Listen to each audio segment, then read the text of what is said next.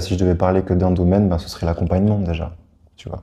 J'ai envie qu'on puisse se dire qu'il y a vraiment une richesse à aller chercher dans la synergologie pour l'accompagnement des gens. J'aimerais beaucoup développer vraiment ce truc-là de la synergologie et du décodage du langage corporel pour l'accompagnement. C'est un de mes objectifs.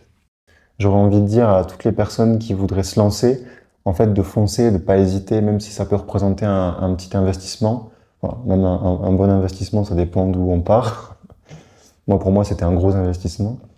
Mais en fait, ça vaut tellement le coup. Ça vaut le coup professionnellement, mais ça vaut le coup dans la vie de tous les jours parce que vraiment, ça change la vie. Ça change nos relations, ça change le regard qu'on peut se porter à soi aussi.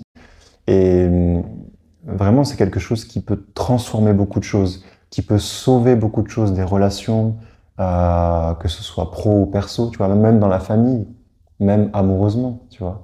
C'est vraiment une posture différente qui emmène une nouvelle sorte d'intelligence relationnelle, même quand on a une posture de coach déjà, tu vois, qui est déjà très utile. Donc moi, j'aurais envie de dire, foncez, let's go, c'est parti. Il faut le faire parce que vraiment, c'est une vraie valeur ajoutée dans la vie. Observer un peu plus en conscience ces moments dans un accompagnement où ils observent quelque chose sur le langage du corps, mais qui savent pas quoi en faire.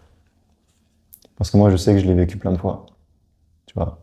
Même en formation, en PNL, tout ça, tu vois qu'il se passe quelque chose, mais tu sais pas ce que ça veut dire. Tu sais pas comment questionner ça. Et en fait, tu sais qu'il y a quelque chose que tu pourrais aller chercher si tu avais un peu plus d'outils là-dessus, sur la calibration, sur le décodage du non-verbal. Donc je dirais déjà de mettre un peu plus de conscience sur le fait que ces moments-là, ils arrivent quand même souvent, tu vois. Même sans parler du coaching, dans nos relations, on voit bien qu'il se passe des choses sur le corps, mais on a cette incapacité à en faire quelque chose. Parce qu'on part du principe que même si on avait cette capacité, ce serait enfermant, alors que pas du tout, tu vois. Et après, ce que j'ai envie de leur dire, c'est que si vous êtes comme moi un passionné de l'humain et de la communication, en fait, la question se pose pas. Les coachs, on adore se former, on passe notre vie à faire ça. Donc c'est une formation de plus et une formation qui vraiment apporte de la valeur.